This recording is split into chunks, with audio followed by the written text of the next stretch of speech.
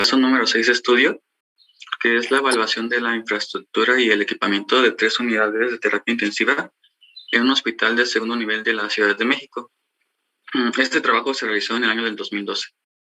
Para entrar en un poco de contexto, el hospital en el que se realizó este trabajo es el Hospital General de Tláhuac, y este hospital, en esos años atendía a más de 240,000 personas, por lo que es un hospital bastante grande. Entonces, este hospital, dentro de sus servicios, contaba con 3 unidades de terapia intensiva, que es la de para adultos, para el área de pediátrica y neonatal, por lo que este hospital quería echar a andar estos servicios, y ese es el motivo por qué se realizó este trabajo. Dentro de los objetivos de este trabajo están evaluar la funcionalidad de las 3 unidades de terapia intensiva, que es la de adultos, pediátrica y neonatal, conforme a la normatividad nacional, realizar el inventario físico y funcional del equipo médico y evaluar la infraestructura de cada área, con el fin de tener un sustento técnico que avale su puesta en marcha. Dentro de la metodología se encuentran 2 puntos importantes. El primero es tener un inventario físico y funcional del equipamiento, que tenía como objetivo tener el registro y cantidad de también el tipo y la ubicación de cada equipo médico de estas áreas. Respecto a hacer una evaluación de la infraestructura, se tomaron en cuenta varios puntos como el espacio físico, la distribución de las áreas. También se simuló la circulación del personal médico y paramédico, y también se tomaron en cuenta los acabados como los muros, pisos, plafones, al igual que las tomas de gases medicinales y el aire acondicionado. Entrando ya a los resultados, en la tabla 1 se encuentra el equipo existente en cada área. En el área de terapia intensiva en adultos podemos ver que tiene 10 camas, 10 monitores de signos vitales, 2 esfigmomanómetros, una central de enfermeras y un carro de paro. En la pediátrica podemos ver que son 5 camillas, 5 monitores de signos vitales, un esfigmomanómetro y una central de enfermeras. Y en la neonatal tenemos 10 cunas térmicas, 10 incubadoras, 20 monitores y 3 centrales de enfermeras. Eso es respecto a los resultados del inventario físico. Respecto a su funcionalidad, en la tabla 2, para obtener valores de referencia y poder ver si estaban dentro de los rangos, se tomaron 5 sujetos de prueba hombres de entre 21 y 27 años de edad. Se les hicieron 2 mediciones a cada uno de ellos, y se compararon con los valores normales de otras mediciones de adultos ya tomadas antes. Con estos datos se calculó el promedio y la desviación estándar para así poder tener los valores de referencia, que son los de acá abajo. No sé si puedan ver mi puntero. No. ¿No? Bueno, abajo dice referencia. Ya se ve tu ratoncito. Perdón. Bueno, estos son los valores de referencia que se obtuvieron. Y haciendo las mediciones en los 35 monitores de signos vitales que tienen las 3 unidades de terapia intensiva, podemos ver que todas las mediciones que se realizaron se encuentran de los valores de referencias obtenidos ya antes en la tabla que les comenté hace rato. Entonces, pues eso dice que los monitores de signos vitales funcionan muy bien. Y respecto al electrocardiograma, los valores del electrocardiograma, se utilizó un simulador Fluke MSP450 y se le dio un valor de 80 latidos por minuto, y pues igual los monitores arrojaban ese valor en su mayoría. Nada más hubo como 2, creo que tuvieron como 81, pero es bastante bien las mediciones. Y respecto a los resultados de la evaluación de la infraestructura, en la unidad de terapia intensiva para adultos, aquí se evaluaron 3 puntos especialmente, que son las medidas de los cubículos, las, las tomas de gases medicinales y el sistema eléctrico. En el área de terapia intensiva para adultos, pues la norma dice que cada cubículo debe tener por lo menos 30.3 metros de largo por 30.3 metros de ancho. Y podemos ver que los 10 ¿Cómo cubículos... 30? ¿Cómo 30? Bueno, ay, perdón, 3.3 metros. Es que me fue los nervios, por favor.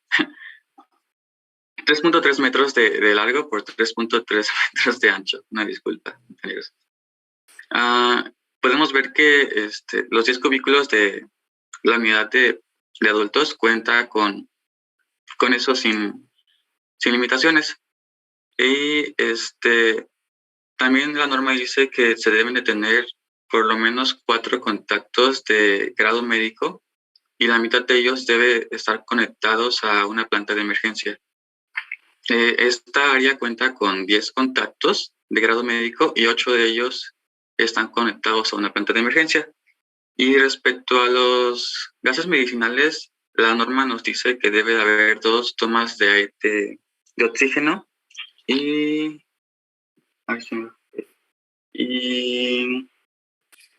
dos tomas de aire médico.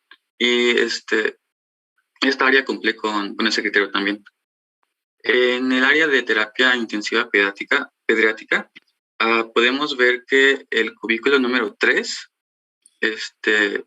el ancho es de 3.10 metros. Entonces no contaría con los rangos de la norma. Sin embargo, también la norma nos dice que el área mínima que debe de tener es de 10.89 metros cuadrados y esta área, el área del cubículo número 3 de la unidad pediátrica es de 15.23 metros cuadrados, por lo que existe una compensación y podría decirse que está dentro de los parámetros establecidos. Esta área también cuenta con los mismos contactos eléctricos que el área de adultos, que son 10, y las mismas tomas de aire y oxígeno, que se me olvidó comentarles que estas tomas deben de estar conectadas a 1.6 metros desde el piso. Pasando a los resultados de la unidad de terapia intensiva neonatal respecto a su estructura, del lado izquierdo podemos ver un croquis de esta área que está dividida por letras donde se atienden a los pacientes, que está el área A, B, C y D. Esta área cuenta con un total de 20 cubículos y tiene también 2 centrales de monitoreo, un almacén de equipo, 2 técnicas de aislamientos, un baño séptico, tiene 2 tarjas, un closet y un cuarto de preparación de medicamentos. Porque es un baño y un séptico. No es un baño séptico, son 2 espacios distintos. Por eso hay una división, ¿no? Ok, profesor, una disculpa. Ok. Bueno, aquí la norma dice que el área mínima que debe tener cada cubículo para esta unidad neonatal debe de ser por lo menos de 3.71 metros cuadrados. Esa es una referencia a una norma. Y la otra debe de ser de 2.56 metros cuadrados. Por lo que podemos ver, solamente el bloque A es el único área que cuenta con esto, es el único bloque que cuenta con el área necesaria para que cumple con las normas. Los demás bloques están por debajo de los requerimientos. Respecto al sistema eléctrico, esta área cuenta igual con los mismos contactos que las otras 2 áreas, que son 10 contactos de grado médico y 8 conectados a una planta de emergencia, al igual que cuenta con 2 tomas de aire médico y 2 tomas de oxígeno por cada cubículo. Debido a la situación de que la mayoría de los cubículos no cuenta con el área suficiente, se hizo un análisis de funcionalidad simulando la operación del área con personal médico y pues resultó que el tránsito para este personal era muy inadecuado, ya que tenían que brincar ruedas o cables, lo que podría provocar accidentes, y principalmente accidentes de tipo de riesgo mecánico, que son factores físicos que pueden provocar una lesión por la acción mecánica de diversos elementos. Y pues dado que esto es una área crítica, pues incluso puede llegar hasta provocar la muerte del paciente. Bueno, debido a las limitaciones, también se hizo un análisis comparativo de los requisitos que debe de tener esta unidad según las normas. Y pues, como podemos ver, esta área carece de varias cosas. Sin embargo, era porque aún no estaba en marcha esta área, apenas se iba a poner en marcha, y pues también porque se compartían equipos y mobiliario. Y bueno, eso era lo... Bueno, me faltó comentarles sobre el análisis de los muros, los plafones y el aire acondicionado de las 3 unidades, pero bueno, el artículo dice que las 3 unidades cuentan con todos los parámetros respecto a eso, que por ejemplo en los muros, la norma establece que debe de haber divisiones entre cada cubículo. Los plafones deben de ser de color claro y con acabado mate. El piso debe ser semiduro o de acabado modular, y el aire acondicionado debe estar entre los 20 y 24 grados centígrados. Y pues las 3 unidades cumplen con esto. Y bueno, respecto a las conclusiones, en el inventario y la funcionalidad del equipamiento de las 3 unidades de terapia intensiva, el equipo es de manera confiable. Y bueno, sin embargo, al espacio físico de la unidad de neonatal, como les comenté, por el espacio de los cubículos, tienen serias limitaciones para que el personal médico pueda maniobrar libremente. Y por lo que el artículo sugiere que se deben utilizar los cubículos de forma alterna, es decir, en un cubículo poner una cuna y al siguiente dejarlo libre para tener un poco más de espacio. Y también recomienda hacer un estudio de la factibilidad para poder modificar el área con el fin de proveer la atención efectiva y segura a los pacientes de la unidad neonatal.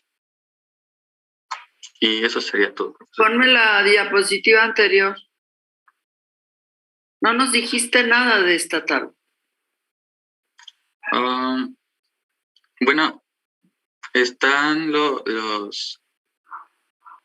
como varios puntos que se deben tener en cuenta y los indicadores que marca la norma. Y lo del lado derecho donde dice OSIN es lo que tiene el área.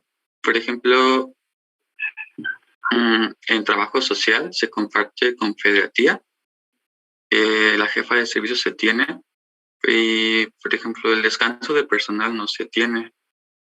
Hay varias cosas aquí que no están, pero era porque el servicio aún no estaba, bueno, el servicio era como, lo querían poner en marcha apenas, entonces aún no se contaba con el personal todavía o lo iban a contratar. Y respecto al mobiliario, pues se compartían con las otras unidades. Por ejemplo, el trabajo de médicos es compartido con las 3 unidades. Y, por ejemplo, hasta abajo en el laboratorio, pues se acude al laboratorio general, que el hospital no se tiene como un laboratorio especialmente para esta área. Pero hay un espacio, ¿no? Sí, se encuentra el espacio. Sin embargo, por lo de que aún lo querían echar a andar este servicio, aún no se puede, no lo habían implementado todavía. ¿Puedes irte al principio de tu presentación, por favor? Sí, profesor. ¿Aquí o antes? La siguiente. No, para adelante. Ahí. ¿Por qué tuvieron que hacer una medición con 5 individuos? Mm, Era para obtener los valores de referencia y ver que los equipos funcionaran respecto a como lo decía en los datos del fabricante. ¿Pero por qué lo hicieron así? ¿Por qué tomaron a 5 personas y los midieron? Ah, pues en principio era porque O te lo pregunto de otro modo, ¿cuál sería la forma correcta de hacerlo? pues la forma correcta desde mi punto de vista yo lo haría con simuladores como es el Flock, que lo hicieron en el caso del electrocardiograma. Siento que esa sería una forma correcta Y de entonces, hacerlo. ¿por qué lo harían así? Tal vez porque no cuentan con algo que simule eso. Porque no había simuladores. Dame la siguiente, donde está el croquis de las... Sí. Ahí.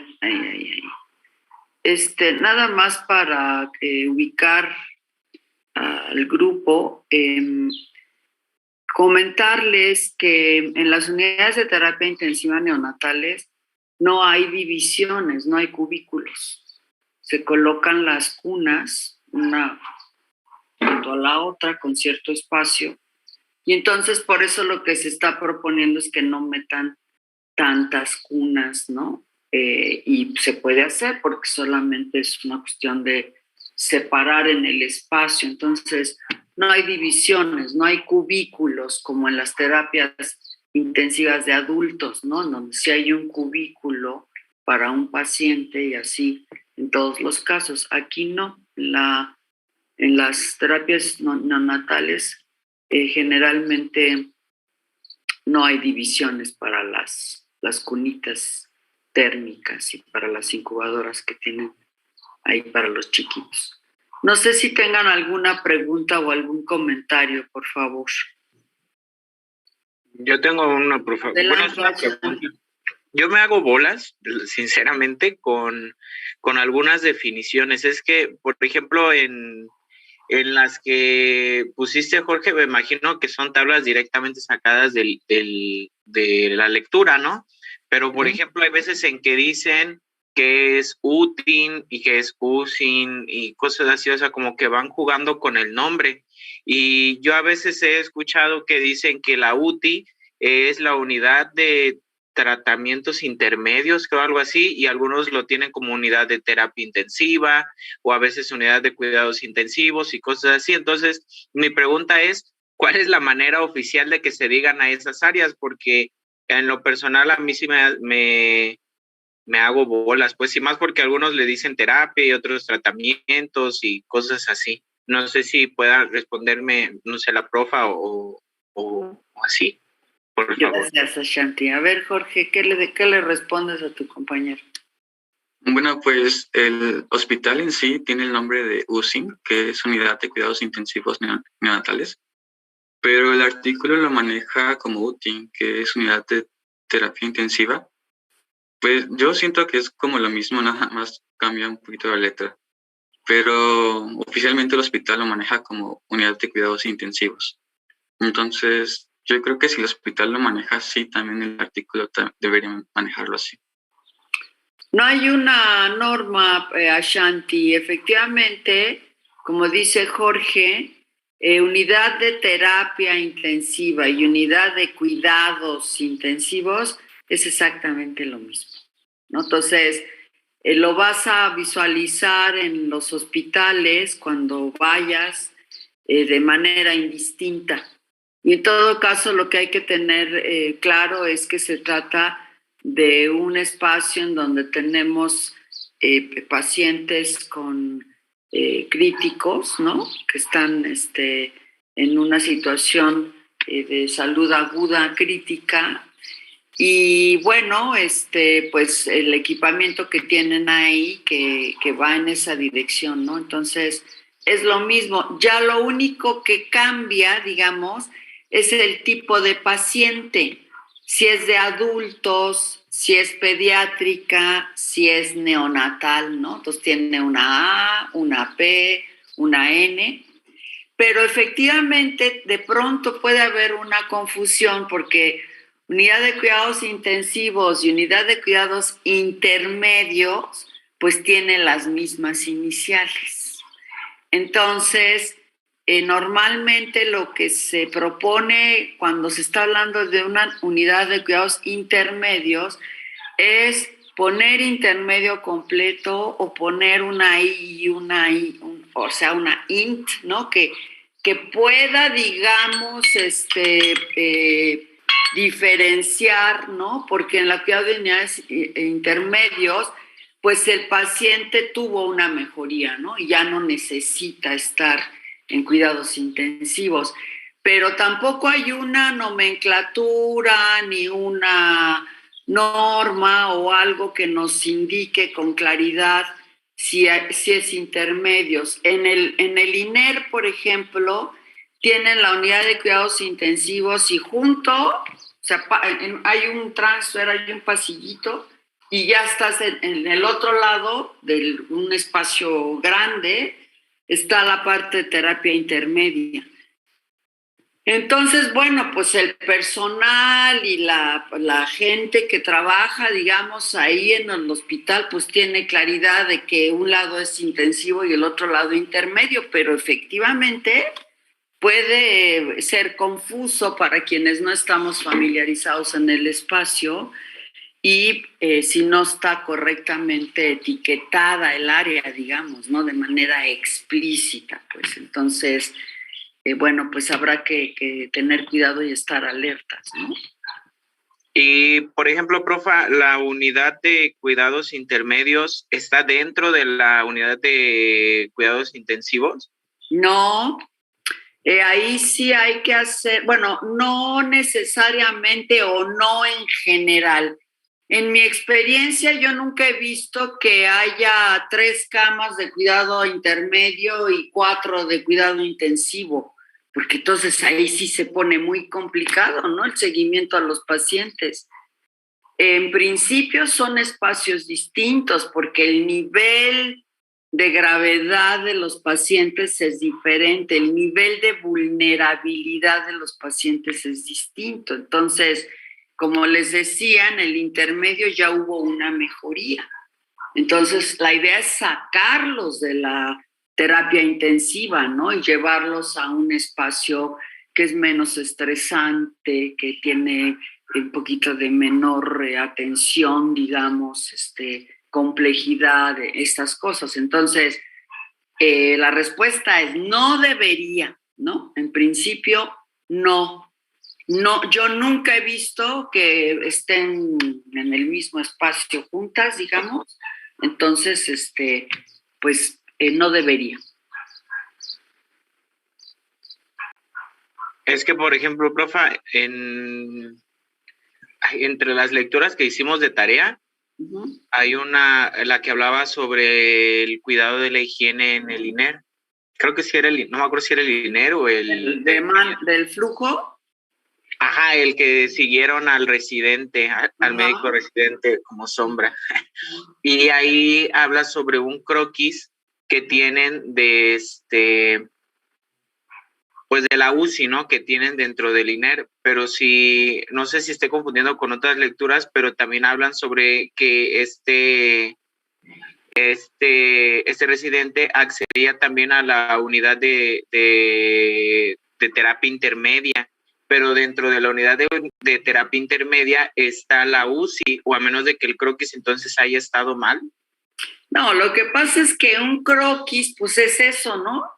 Es un croquis, es un esquemita, digamos, cualitativo, que te da una idea de cómo están más o menos las áreas, ¿no? O sea, no tiene dimensiones, no tiene escalas, ¿no? Entonces, pues a veces los croquis no reflejan con toda claridad los espacios, pues, ¿no?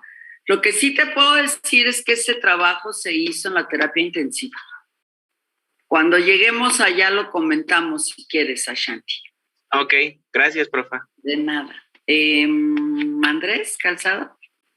Sí, profesora. Yo me quedé más con una duda con respecto a lo de la infraestructura, que hay cubículos que mencionó el compañero que no cumplen con el espacio. Yo tengo una duda. Si por norma se le está diciendo cumples con tantos metros cuadrados, bueno, vaya, por norma se tiene que buscar remodelar porque pues me imagino que no sale para nada barato. O una segunda opción es como acondicionar el equipo como lo que usted dijo. Ah, pues entonces si no cumples con tantos metros para tal cubículo, entonces no metas tantas incubadoras, por ejemplo, o quita más equipos. Entonces, ¿esa es la solución que se le busca dar, profesora? ¿O cómo funciona eso? Bueno, es que un poco depende, ¿no? Depende del espacio, depende del hospital, depende de la arquitectura, depende de un montón de cosas, ¿no? Entonces, digamos que en este caso, cuando se hizo este trabajo, estaban cerradas estas áreas, ¿no? La puerta cerrada con candado. Y entonces un poco la ingeniera biomédica que estaba trabajando en el hospital y que estaba a cargo, digamos, del equipamiento y de echar a andar los equipos y estas cosas, pues y quiso hacer una valoración de qué estaba pasando en las áreas y de cómo estaban diseñadas antes, digamos, de echarlo a andar, lo cual a mí me pareció que pues era una buena estrategia, ¿no? Como para valorar a cuántos pacientes podía atenderse. Entonces, como yo les decía, en este caso particular, en la terapia intensiva neonatal, en este croquis que estamos viendo, ahí donde están representadas, digamos, las camitas, las cunitas, las incubadoras, que son todos esos números 1, 2, 3, 4 y que tienen una división, esas divisiones no existen, o sea, es un espacio libre, ¿no? Es un espacio donde está todo a libre, abierto, y entonces pues se van colocando las cunas térmicas, la incubadora, en fin, ¿no? Dependiendo del paciente que tengamos. Entonces, originalmente había o hay pues 6 cunas térmicas y no sé qué, o sea, todo este inventario que se hizo, ¿no? Sí, lo que nosotros fuimos a medir es que dijimos, bueno, a ver, pues si ustedes están pensando que van a meter en estos 10 metros o lo que fuera, pues no cumplen la norma, ¿no? Y entonces, para no incurrir, ¿no? En este incumplimiento, lo que nosotros sugerimos en este proyecto fue decir, no, bueno, no meta 6 cunas térmicas, mete 4, ¿no? Y entonces tienes el espacio suficiente para que tu personal médico y paramédico pueda moverse y además puedas conectar todo el equipamiento que necesitas para monitorear a tu paciente, ¿no? Unas, bombas de infusión, el monitor, qué sé yo, ¿no? Esa fue la solución que nosotros, o la sugerencia que nosotros hicimos. Pero este es un ejemplo claro de que quienes levantan, quienes construyen, quienes proyectan hospitales en este país, pues no tienen conocimiento de la normatividad de los espacios médicos y clínicos, digamos, ¿no? Y por eso es importante la alianza de los ingenieros biomédicos, que en principio debemos conocer la normatividad, pues para decirles a los arquitectos y a los ingenieros civiles, pues este espacio debe medir tanto y aquí tienes que tener tantos contactos a esta altura, tantos a la planta de emergencia, tantos de grado médico. Esa es parte de la chamba. Entonces, bueno, pues la idea es justamente compartir con ustedes estas experiencias que me parece que pueden ilustrar cosas, ¿no? Deficiencias, contribuciones muy claras de la ingeniería biomédica en el medio hospitalario, pues para que ustedes capitalicen el día de mañana que se enfrenten a un reto de alguna naturaleza, pues puedan tener esta información y recurrir a las normas y a estas cosas, ¿no? Entonces, Eso lo hicimos nosotros como una sugerencia para resolver estos espacios que estaban apretaditos, digamos. Gracias, profesora. De nada. ¿Alguien más? Gracias, Jorge. ¿Quién sigue, por favor?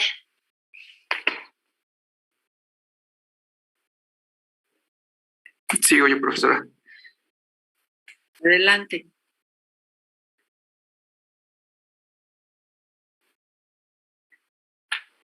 Ya se ve, ¿verdad? Estamos bien. Está pensando tu computadora porque ya, ahora sí. Ok. Sí, es un poco lenta. Pero desplieganos la...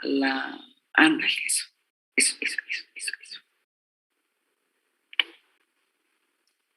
Respondiendo un poco a la pregunta de Ashanti de hace un momento, este es justo el caso 7. Este se llevó a cabo específicamente en la unidad de cuidados intensivos. ¿Es este el documento, verdad, Gerardo? Sí. Ah, ok. Es el del flujo de trabajo del médico residente en la unidad de cuidados intensivos. Y es una perspectiva sobre la higiene. Aquí el documento comienza describiéndonos lo que es una infección nosocomial y nos las describe como una infección que se contrae durante la estadía en el hospital.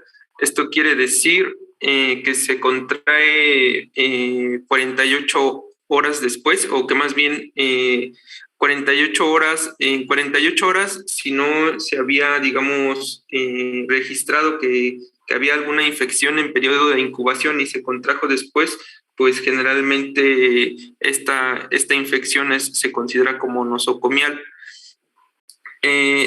Esto es importante porque es una de las principales causas de morbilidad y mortalidad en los hospitales. ¿Por qué? Porque generalmente cuando se contrae una infección nosocomial, pues genera que el paciente prolongue su estadía en el hospital y por lo tanto esta prolongación de su estadía pues también genera costos tanto para poder restablecer al paciente en el sentido del que pues tienen que ya sea practicarle un nuevo procedimiento o tienen que suministrarle antibióticos para que pueda disminuir esta infección. Además, digamos, el documento nos menciona que las admisiones en la unidad de cuidados intensivos para países desarrollados se complican entre un 5 y 10%, y sin embargo para países en vías de desarrollo se puede llegar a complicar hasta un máximo de 25%. Específicamente para México, la tasa de admisiones en la unidad de cuidados intensivos va desde 2.1 hasta 15.8%.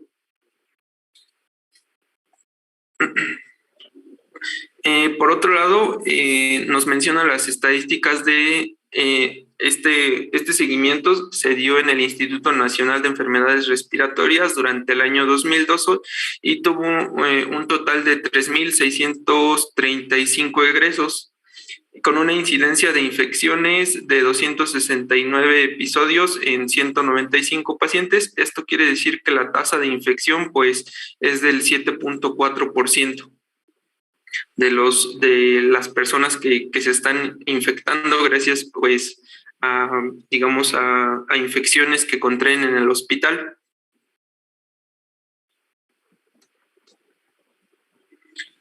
Por otro lado, digamos, en el documento se menciona que existen diversos estudios que han demostrado pues que la implementación de programas que estén bien estructurados y que además generen un control sobre estas infecciones, pues tiene que ver más que nada en el núcleo de estos programas, pues está el de lavado de manos. La Organización Mundial de la Salud pues ha elaborado un modelo para identificar los 5 momentos en que debe realizarse la higiene de manos.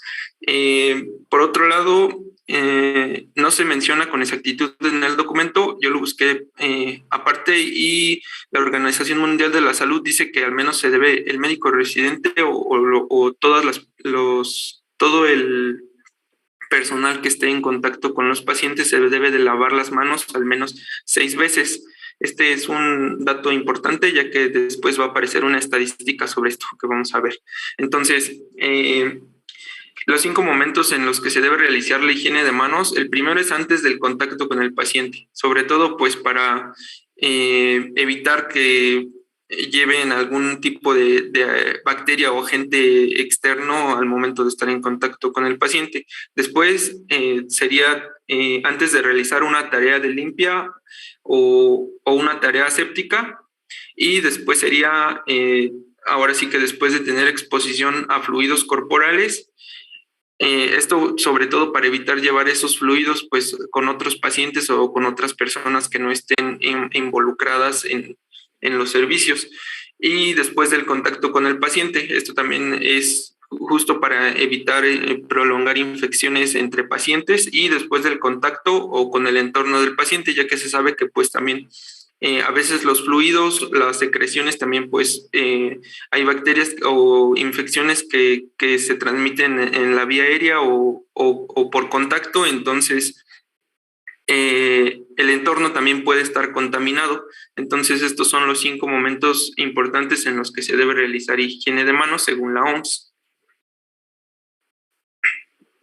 El objetivo de esta investigación, pues básicamente fue estudiar los movimientos del personal de la UCI del INER, en específico el del médico residente, y básicamente porque este es uno de los perfiles que tiene mayor contacto con el paciente, y además está identificando las zonas de mayor riesgo biológico denominadas críticas, a las que frecuentemente pues se necesita también, como tanto los médicos como el personal están en contacto con estas áreas críticas, pues se necesita aquí en especial el lavado de manos del personal. La metodología pues fue mediante observaciones etnográficas y a través de un mapeo a un diagrama de flujo de trabajo, y se hizo un diagnóstico, como ya lo habíamos mencionado, pues en la UCI, que es la unidad de cuidados intensivos del INER, analizando los tiempos y movimientos de entrada y salida del personal y su desplazamiento en las diferentes áreas y unidad del contacto que tienen con el paciente. A continuación tenemos lo que es cómo se definen las observaciones etnográficas y el flujo de trabajo.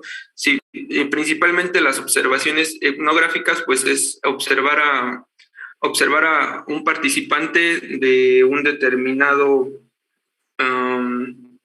con una determinada, digamos, característica, o como lo menciona la lectura, pues es un estudio de una persona de un determinado entorno, y además, pues, este es un método de investigación cualitativa que requiere, pues, también una observación participante, y en este caso, pues, la que utilizaron para seguir al médico residente, pues fue el seguimiento de sombra, que fue pues básicamente estar a su lado siguiéndolo y viendo los patrones de comportamiento, con quién interactuaba del personal, y sobre todo pues involucrando sus diversas interacciones tanto con su entorno como con los pacientes. El flujo de trabajo pues describe una secuencia de operaciones o actividades llevadas a cabo por diferentes entidades o agentes de un sistema, y pues básicamente tiene como finalidad describir una secuencia de actividades llevadas a cabo, en este caso pues por el médico residente. Además de que aplican el manejo, sobre todo esta técnica del flujo de trabajo o workflow se aplica sobre todo para el manejo de errores de los médicos en la unidad de cuidados intensivos en este caso.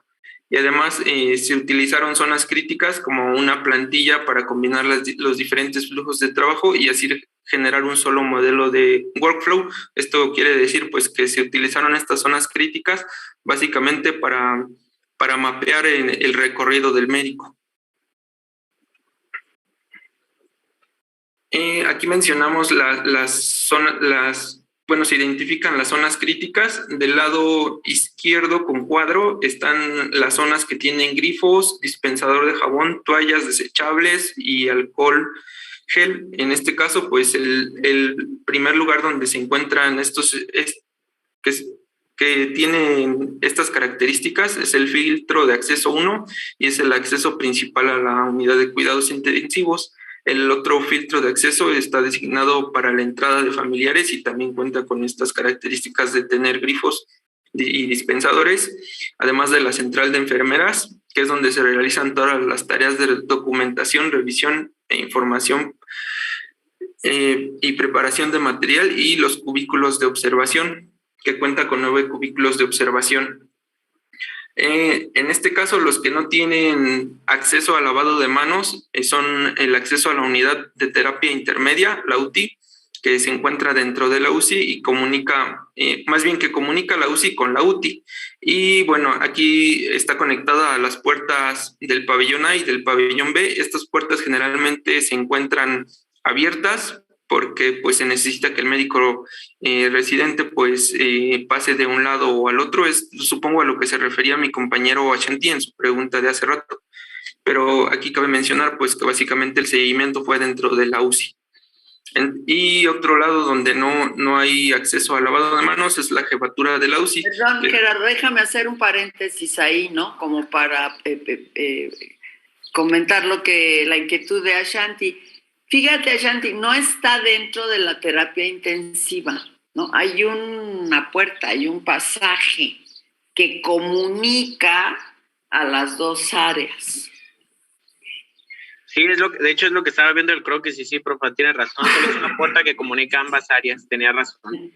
Entonces, lo que pasa es que el residente, digamos, pues va de una terapia a la otra, ¿no? Entonces, por eso es que justifican, digamos, que las puertas estén abiertas de par en par para que la circulación de los médicos en la atención y en el aprendizaje del tratamiento de estos pacientes intensivos e intermedios, pues sea más fluido. Y bueno, pues ese es uno de los argumentos que se están dando ahí. Gracias, Gerardo. Continúa, por favor. Sí, gracias. Bueno, estas son las que se identifican como zonas críticas. Como ya les mencionaba, del lado izquierdo están las que sí tienen para lavarse las manos y del lado derecho las que no. Aquí está el mapa. Se ve muy pequeño, pero como podemos ver, de este lado están los 9 cubículos y por aquí están las entradas. Aquí de este lado, y como podemos ver, aquí hay un grifo para lavarse las manos, como se menciona. Aquí hay otro, me parece que aquí hay uno pequeño, y aquí. Esta es la puerta que comunica al área al área anterior, la que decía de terapia intermedia, la del pabellón B, y la del pabellón A no la alcanzo a ver. Bueno, pero es importante aquí identificar este croquis, porque a partir de este croquis es como se genera la identificación del workflow, sobre todo en esta parte, donde están los cubículos, la central de enfermeras y esta zona. Entonces, básicamente el flujo de trabajo del médico residente para identificar en el diagrama, pues básicamente se registraron 25 movimientos en un periodo de 2 horas, que fue entre las 10 de la mañana y las 12 de la tarde. Y bueno, se identifica que en la sala de juntas hubo 7 llegadas y 7 salidas. En la central de enfermeras hubo 4 llegadas y 4 salidas. Vamos a ver en el flujo de trabajo que hay círculos. Estos indican solamente interacción, ya sea interacción entre el médico residente, ya sea con otros médicos, con enfermeras o con el paciente. Los rectángulos indican el momento en el cual el médico requería lavarse las manos de acuerdo con las directrices de la OMS y generalmente lo omitió. Básicamente, que es en los puntos 1, 16, 18, 19 y 20. Ay, perdón. Después tenemos lo que es, podemos apreciar que pues, el médico estuvo en 7 zonas críticas, principalmente en los cubículos 2, 3 y 7, y en total el médico debió lavarse las manos al menos 6 veces y solo lo hizo una. Esto es lo que les comentaba hace un rato, que es la directriz de la OMS. Se deben de lavar las manos al menos 6 veces y solo lo hizo una. Esto quiere decir que lo hizo solamente el 16% de las veces requeridas. Y aquí está el esquema del flujo de trabajo. Algo curioso que mencionan es que, por ejemplo, el médico residente sale 2 veces, como podemos ver aquí, en la entrada y salida de la puerta P1M, pero solamente entró una vez. Aquí yo lo puedo como, digamos, asimilar como que entró una vez y después tuvo que salir por alguna razón, o más bien, sí, tuvo que salir por una razón y después probablemente entró por otra puerta y ya después cuando terminó su turno pues volvió a salir por este lado. Eso es lo que a mí se me ocurre, no estoy completamente seguro. Entró y salió por otro lugar. Uh-huh. Y luego regresó a la UCI, ¿no? Y luego volvió a entrar ahí. O sea, hay otra salida, pues, y otra entrada, ¿no? Sí. Y como podemos ver, aquí están los círculos de interacción que les mencionaba. Estuvo en el cubículo 9, en el cubículo 8, en el 3 y en el 2 es donde principalmente hubo interacción con otro personal. Aquí es donde los cuadros es el requerimiento de lavado de manos y que pues como ya vimos solamente lo hizo una vez. Y bueno, también los triangulitos, como por ejemplo aquí, es donde usó gel antibacterial después de haber ingresado a esta zona. En conclusión, pues el flujo del trabajo del médico residente permitió visualizar de manera integral su movilidad en las zonas críticas y pues obviamente su contacto con los pacientes y con el demás, ¿cómo se llama? Personal de salud. Además, se llega a la conclusión de que gracias a estas observaciones se puede desarrollar un programa de capacitación continua que permita concientizar al personal médico sobre la importancia de incorporar en su práctica profesional el requerimiento del correcto lavado de manos y además se puede implementar el uso de la tecnología como la radiofrecuencia ID, que es una básicamente pues estar monitoreando en qué momentos se lavan las manos. Tanto aquí yo creo que sería no nada más el personal médico, sino más bien no nada más el médico residente, sino en general el personal, pues tanto las enfermeras como las personas que se encargan de limpiar, las de limpieza, en general el personal que está ahí en la UCI. Y eso sería todo.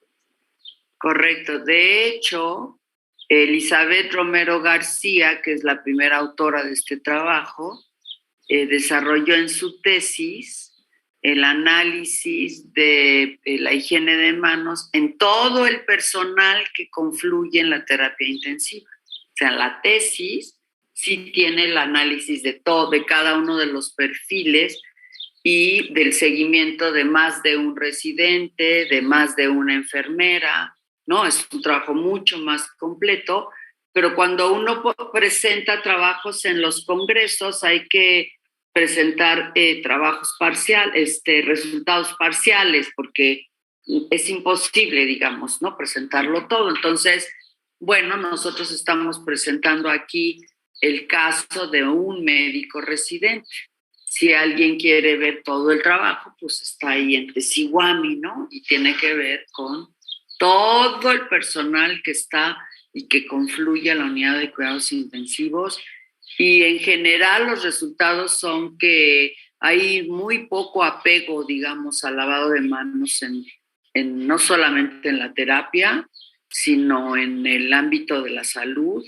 Y bueno, ustedes pueden ver que lavarse las manos es una estrategia de higiene básica, pero que tiene un altísimo impacto, ¿no? En el cuidado de la salud, en la estancia segura de los pacientes y pues deberíamos cuidar y deberíamos de promover esta cultura, ¿no? Todo el tiempo Cada vez que hay una crisis como hoy la de COVID o como en 2011 con el H1N1, donde también se hizo mucho hincapié en que tenemos que lavarnos las manos, ¿no? Entonces, bueno, pues ahí está una gran cantidad de gérmenes, de microorganismos, de bacterias, ¿no?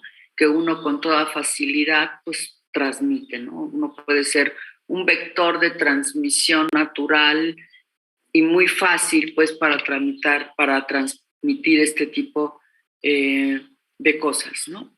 No sé si alguien tenga alguna pregunta, algún comentario, alguna inquietud. Luis, adelante. Sí, bueno, a mí solo me gustaría saber cómo funciona la identificación por radiofrecuencia que mencionaba al final de la presentación en cuanto a, pues, al lavado de manos, o sea, cómo se lleva a cabo ese procedimiento o esa... Mira, sí, o sea, ¿cómo se verifica? Justamente estamos ahorita como a la mitad de ese proyecto.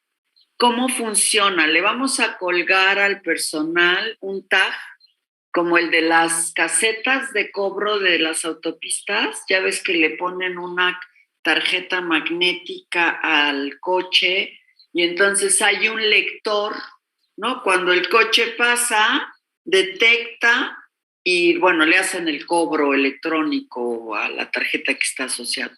El principio es exactamente el mismo. De hecho, compramos un lector de radiofrecuencia como el que tienen ahí y estamos trabajando con diferentes tarjetas magnéticas con la idea de que puedan ubicarse en la identificación que traen todo el personal del hospital. Y la idea es poner un timer, digamos, ¿no? Porque la Organización Mundial de la Salud dice que si quieres dejar de compartir ya la pantalla, Gerardo, muchas gracias. Sí, gracias, profesor. La Organización Mundial de la Salud dice que para tener una buena técnica de lavado de manos, y hay ahí esquemas, ya hay videos, ya hay un montón de cosas, si quieren irlas a revisar, debes tardarte al menos 40 segundos, no como nosotros que vamos y no nos tardamos ni 10, ¿no? O sea, hay toda una técnica de lavado del personal que está en el medio hospitalario, en el medio de la salud. Entonces, pones un contador, pones el tag y identificas al usuario de esa tarjeta y entonces, pues primero identifica quién está llegando a la tarja, ¿no? Ahí hay que poner, el lector se pone por ahí, llega el personal, llega Marta Ortiz, lee mi tarjeta, dice ya llegó Marta Ortiz y empieza a contar. Y este contador lo que hace es que abre el grifo de agua, no lo va a abrir el usuario, ¿no? Cuando yo llego y me acerco, el grifo de agua se abre y entonces yo tengo que empezar a lavarme las manos ahí. En principio, así es como lo estamos trabajando ahorita. Estamos por tener el prototipo. Todavía no lo tenemos puesto en la unidad de cuidados intensivos, todavía no estamos ahí. Estamos trabajando a nivel de laboratorio y estamos con el prototipo y con estas cosas, pero esa es la idea, ¿no? Identificar al personal, controlar el tiempo del flujo de agua que está ahí y bueno, pues en principio vamos a contar cuántas veces llegó a la tarja, ¿no? Creo que ahí hay algunas cosas que hay que refinar, sobre todo con que efectivamente se haga el lavado de manos correcto, ¿no? Pero bueno, este es el acercamiento que tenemos por lo pronto con este dispositivo para controlar de manera automática que el personal de salud en la unidad de cuidados intensivos se lave las manos. Sí, gracias, profesor. De nada. ¿Alguien más? Bueno, muy bien, muchas gracias. ¿Quién sigue, por favor? Yo. Hola, buenos días. Hola, Dalia, buen día. Buenos días. ¿Ya se ve mi pantalla? Ya. Ok. Buenos días, compañeros y maestra. A mí me tocó el estudio de benchmarking de proveedores de mantenimiento de autoclaves en 3 instituciones de salud. Y en resumen, el Departamento de Ingeniería Biomédica del Instituto Nacional de Enfermedades Respiratorias, INER, realiza la gestión de mantenimiento preventivo y correctivo de sus equipos. A continuación veremos cómo lo desarrollan. En el Instituto Nacional de Enfermedades Respiratorias, el Departamento de Ingeniería Biomédica realiza la gestión del mantenimiento preventivo y correctivo de los equipos instalados. El departamento ha buscado mejorar los procesos de contratación de estos servicios con el fin de optimizar los recursos económicos. El objetivo de este trabajo fue desarrollar un método que permita analizar el proceso de contratación de servicios de mantenimiento preventivo y correctivo subrogado. Subrogado quiere decir que sea externo al instituto. Es decir,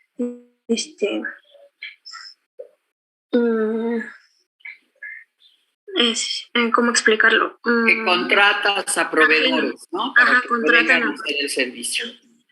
Exacto. Y aquí usaron la técnica de benchmarking. En sí, en esta lectura se centraron en identificar procesos y prácticas similares entre organizaciones análogas. Su objetivo es comparar información específica de estos procesos y mejorar los procesos de la organización que dirige el estudio. En este trabajo, el benchmarking se aplicó al proceso de adquisición de servicios de mantenimiento preventivo y correctivo para autoclaves de los institutos de tercer nivel, que fueron el INER, el Instituto de Salud 1 y el Instituto de Salud 2. En sí, en la lectura no nos especifican qué institutos son el Instituto de Salud 1 y el Instituto de Salud 2. Solo nos mencionan que son de tercer nivel. La técnica de benchmarking en sí consiste en 5 etapas.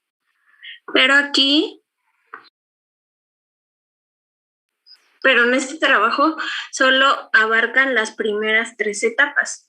La etapa 1 es la de la determinación del objetivo de estudio.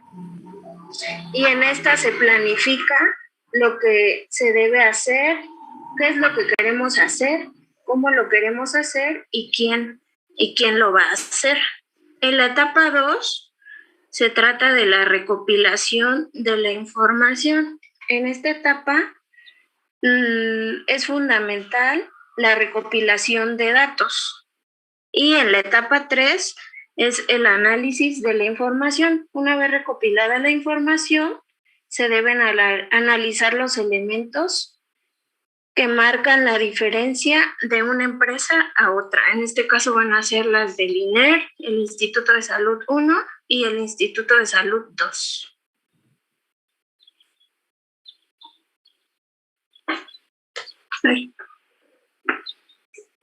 Ok. También nos hablan en la lectura de las autoclaves. Y las autoclaves son un tipo de esterilizador de laboratorio. Este esterilizador nos permite hacer una esterilización con alta precisión de vapor y permite que se maten los microorganismos, virus y bacterias. Existen varios tipos de autoclaves.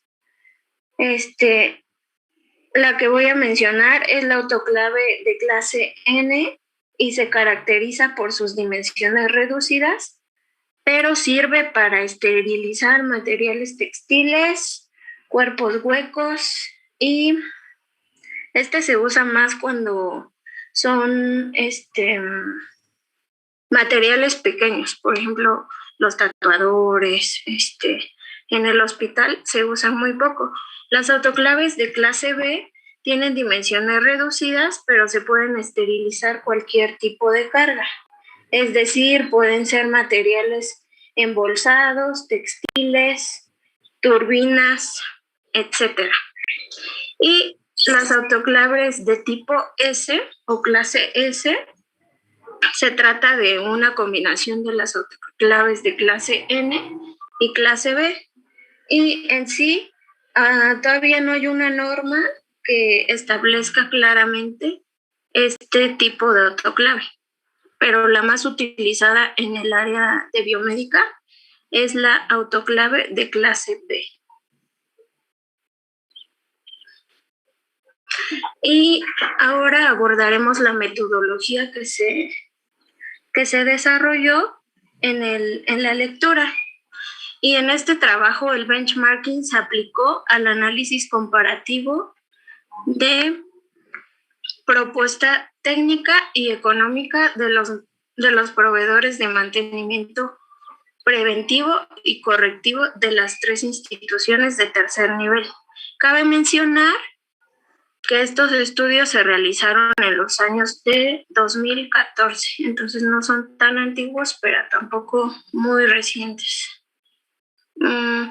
Y la información recopilada fue las rutinas de mantenimiento que se llevan a cabo en los equipos, los requerimientos que los proveedores deben cumplir y la lista de proveedores a los cuales se adjudicó el contrato. Ahora veremos cómo llevan a cabo la propuesta técnica. En la propuesta técnica contiene una serie de rutinas de mantenimiento preventivo que el proveedor debe cumplir, y aquí se abordan 3 conceptos importantes, los cuales son el servicio, el concepto y la clave. En el servicio se encargan de la ejecución de la rutina. En el concepto destacan las actividades que componen la rutina, y en la clave está compuesta por una letra que indica la rutina y un número que identifica cada concepto. Las rutinas de mantenimiento preventivo dependen del tipo, marca y modelo del equipo. Y después de hacer esta propuesta técnica, se llevaron a cabo comparaciones a través de los conceptos. En sí, se determinaron 2 conceptos importantes, los cuales fueron el concepto común, que nos dice qué coincidió en todas las rutinas, y la rutina común, que sirve para estimar el costo en el mercado del servicio de mantenimiento en particular. Por otro lado, en la propuesta económica está cotizada en moneda nacional, porque es nuestra moneda, y contiene 2 apartados, los cuales son el precio global y los precios desglosados. En el precio global se muestra el precio por la ejecución de la rutina de mantenimiento preventivo completa, y en los precios desglosados contienen precios desglosados de los conceptos de la rutina en cuestión. Es muy importante mencionar que en este análisis de propuesta económica, la rutina común y sus conceptos pueden tener más de un precio, porque esto puede variar dependiendo de la marca, los requerimientos que el mantenimiento ocupe y todo eso. Ahora analizaremos la matriz comparativa de conceptos. Esta matriz comparativa de conceptos lista los aspectos y requerimientos que la institución de salud solicita a los proveedores, y en sí en el Departamento de Ingeniería Biomédica del INER se dividió en 5 secciones, las cuales son los datos generales, las rutinas de mantenimiento preventivo, la capacidad técnica del proveedor, las refacciones y la propuesta económica. En los datos generales nos hablan del tipo, modelo, marca de cada uno de los equipos. Y las rutinas de mantenimiento preventivo son el número de rutinas definidas, un número de conceptos de cada una y cuántas veces se realiza al año. Si bien sabemos que el mantenimiento preventivo nos ayuda a prevenir fallas en los equipos, y en un departamento de ingeniería biomédica siempre debemos tener, o es importante tener, un calendario de mantenimientos preventivos que se van a hacer al año. Esto va a depender de qué equipo médico vamos a visualizar y realizar el mantenimiento. Y la capacidad técnica del proveedor son requerimientos que el proveedor debe incluir en la propuesta técnica, por ejemplo, materiales de limpieza o lubricación. Las refacciones son utilizadas en el mantenimiento preventivo para una reparación. Y la propuesta económica es el desglose de los precios, y esto va a depender del equipo, la rutina que se realice y el concepto.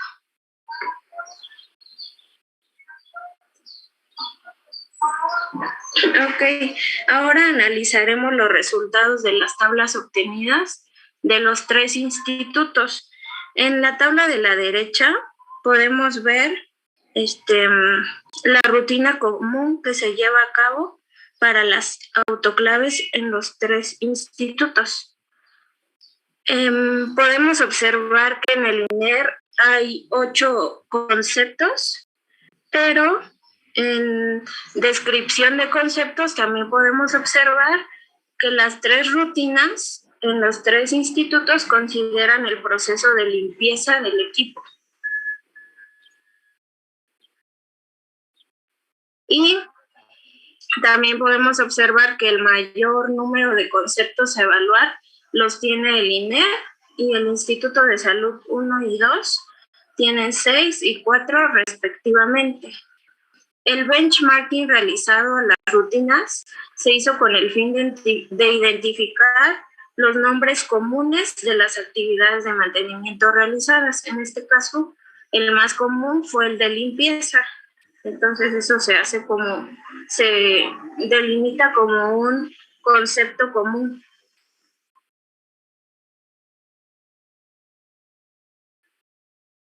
Perdón si se escucha mucho ruido. En esta tabla vamos a ver los precios de la rutina común. Otra vez vamos a analizar al INER, al Instituto de Salud 1 y al Instituto de Salud 2. Aquí podemos observar en esta tabla que en concepto común el INER tiene un costo de 428 pesos, a diferencia del concepto común del Instituto de Salud 1 y 2, el cual el Instituto de Salud 1 tiene 459 y el Instituto de Salud 2, 2.275, se eleva muchísimo. La rutina común del INER es la de menor precio, también lo podemos observar aquí, es la tercera es aquí, de 1.883, y la del Instituto de Salud 1 de 3.011, y la rutina común del Instituto de Salud 2 con 9.099. Una vez haciendo el análisis estadístico y porcentual, se llega a la conclusión de que el Instituto de Salud 1 tiene un 160% mayor al INER, y el Instituto de Salud 2 un 484% mayor. Entonces podemos concluir que el Instituto de Salud 2 no fue nada competitivo respecto a los precios y el más competitivo fue el Instituto Nacional de Enfermedades Respiratorias, el INER.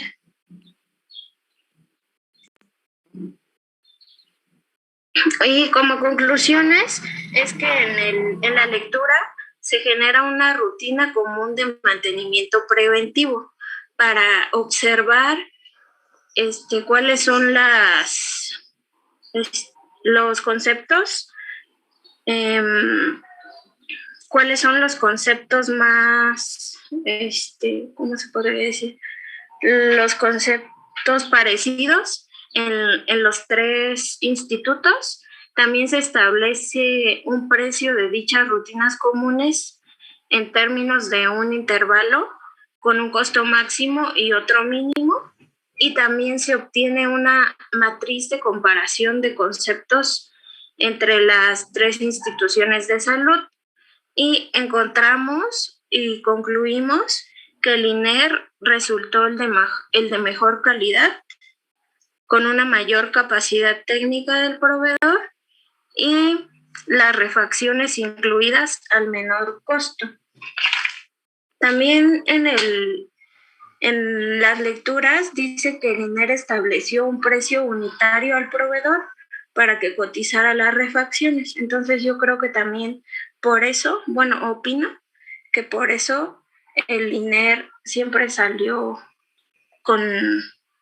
en las tablas de comparación, el INER siempre tuvo un mayor beneficio.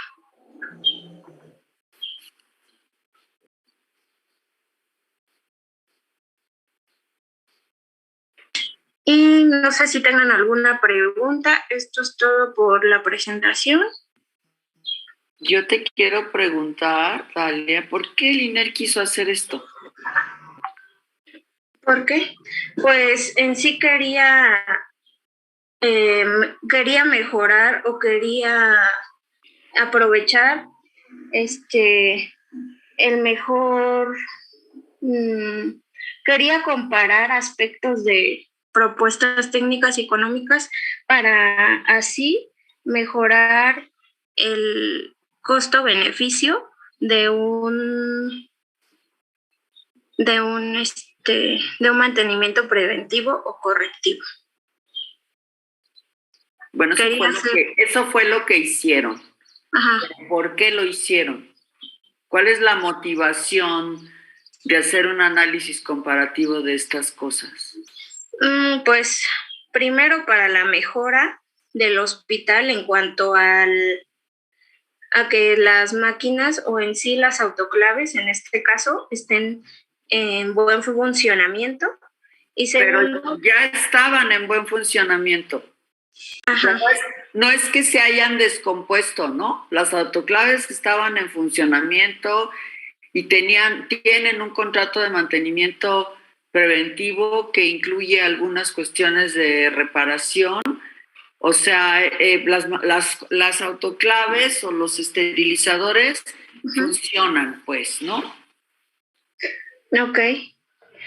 Pues entonces, opino que lo hicieron con el fin de observar varias empresas o cómo se comportaba el mantenimiento preventivo en las tres instituciones y optimizar el costo y beneficio de las prácticas técnicas y económicas de los proveedores.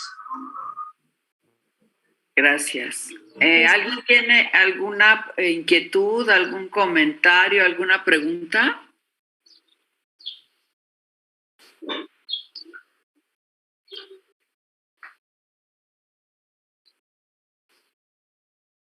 Ashanti. Sí, profa, yo tengo la pregunta de que, ¿qué conviene más para un instituto? Por ejemplo, es que yo lo veo como si fuera un jefe de un departamento o algo así y quisiera retroalimentar mi información sobre si estoy gastando bien y cosas así, ¿no? Pero al final de cuentas, yo pensaría de que esta conclusión a la que llevo no, o sea, sí me llega a decir de que, miren, estoy ahorrando o estoy haciendo las cosas bien, pero yo pensaría como que a futuro hacer otro tipo de investigación con otras empresas o bueno, institutos, en este caso de mi mismo nivel, pero que sean otros, ¿no? Para que, no sé, es que yo pienso que a lo mejor hay veces en que uno aprende más de los errores que de los éxitos. Entonces, ¿no estaría también mejor el hecho de ver números o no sé, o sea, como que ver números negativos con respecto a otras empresas para ver en qué se puede mejorar? ¿O cómo ve usted que esta conclusión obviamente trajo mejoras al INER porque pues se vio que están haciendo las cosas bien, ¿no? Pero al final de cuentas no estaría mejor que hubieran sido conclusiones más críticas para el instituto para ver si se podría mejorar aún más? Mira, lo que hay que tener claridad, digamos, de este tipo de trabajos, en donde un benchmarking, pues es un análisis comparativo, ¿no? Con mis pares, por eso es que fuimos a buscar la información a 2 institutos más. Pero lo que pasa es que cuando uno compra algún servicio, cuando contratas algún servicio, ustedes saben que los costos, las cotizaciones que se hacen, pues se hacen de acuerdo a cómo se comporta el mercado, ¿no? A oferta y demanda. O sea, no hay nada que regule los precios en el mercado, ¿no? Salvo algunas situaciones particulares, ¿no? Donde a veces los gobiernos tratan de aguantar para que haya poder adquisitivo básico para toda la población en un país, pero en general los precios se establecen de acuerdo a la oferta y demanda, ¿no? O sea, al libre mercado. La pregunta es, pues a ver, a mí este proveedor me está cobrando 10 pesos, y como, ¿por qué me está cobrando 10 pesos, no? ¿Por qué no me cobra 5? ¿O cuánto le está cobrando a mi par, o sea, a otro instituto? Era un poco en esa dirección la inquietud, ¿no? Saber si había precios equivalentes, digamos, en el mercado sobre servicios de mantenimiento a esterilizadores, porque el mantenimiento de estos equipos es muy caro. Y además, pues hay que tenerlos funcionando de manera óptima, porque imagínate que tienen que ver con la esterilización de un montón de insumos que se usan en el quirófano, en las terapias, en fin, en un montón de lugares, ¿no? Entonces, sí es importante mantener la calidad, digamos, del servicio. Entonces, el INER no estaba seguro de si lo que estaba gastando estaba bien o no, o le estaban cobrando de más, o qué era lo que estaba pasando. Fue en ese sentido. Y bueno, pues lo que encontramos, como nos acaban de explicar, es que el INER tenía una rutina de mantenimiento que incorporaba muchos más actividades, conceptos, y con el menor costo, ¿no? O sea, pareciera que había una mayor desventaja para los otros 2 institutos que tenían menos actividades en sus rutinas, y el costo, en el caso del Instituto 2, es exorbitante el precio, ¿no? Entonces, pues bueno, fíjense, nosotros hicimos este trabajo para el INER, donde, pues, bueno, el INER dijo, bueno, pues, no está tan mal, porque bueno, en este estudio, que efectivamente es parcial, valdría la pena quizás hacer una indagatoria en los 14 institutos nacionales que tenemos en este país, aunque no en todos tienen autoclaves, como por ejemplo en el de geriatría, como para ver el universo, digamos, de los institutos por lo pronto, ¿no? Pero esta información que nosotros obtuvimos, la evidencia y este análisis que hicimos, lo compartimos con los 2 institutos quienes nos proporcionaron información, porque ese fue el acuerdo. O sea, yo te doy mi información y tú me entregas los hallazgos. Y ellos, gracias a este trabajo, pudieron negociar con sus proveedores pues los precios, ¿no? Entonces, no sé si iba en esta dirección tu inquietud, Ashanti. Sí, profe, porque al final de cuentas, pues uno, si bien sea público o privado, también debemos de interesarnos en el hecho de que pues no nos deben de estar viendo la cara a los proveedores, ¿no? Porque al final de cuentas lo que uno quiere es reducir costos en cuestión de, pues al menos por el bien del departamento, ¿no? Y de que esto que se está gastando sea lo idóneo, ¿no? Y no estar gastando de más. Uh-huh. Sí, entonces, bueno, pues este fue el resultado. Como ven, hoy revisamos gracias, Dalia. Como ven, hoy revisamos tres trabajos bien diferentes, los tres, ¿no? Que evalúan cosas distintas, pero al final todas confluyen, digamos, en el beneficio al paciente, que es lo que no tenemos que perder de vista, ¿no? Recuerden que el objeto de estudio de la ingeniería biomédica, como se los he dicho en diferentes ocasiones, pues es la tecnología para la salud y con el objetivo último de proporcionar el mayor beneficio al paciente, ¿no? Entonces, bueno, pues hoy revisamos estos tres trabajos y estaremos revisando la próxima semana de manera presencial, en principio otros tres, y bueno, prepárense 4 porque a lo mejor alguien se tarda un poquito menos, pero en principio estaremos revisando los 3 que siguen y bueno, les recuerdo que será su responsabilidad llevar el cañón y la computadora correspondiente y les pido, si fuera posible, que tengan ya instalado el equipo pues para las 11, por favor. Muchas gracias, que tengan buen fin de semana y nos vemos el próximo miércoles. Por favor, Andrés Calzada, ¿te puedes quedar conmigo? Y también Andrea Jaimes, por favor. Buen fin de semana para el resto. Gracias, igualmente, profesora. Muchas gracias. Hasta luego, profesora. Gracias, profesora.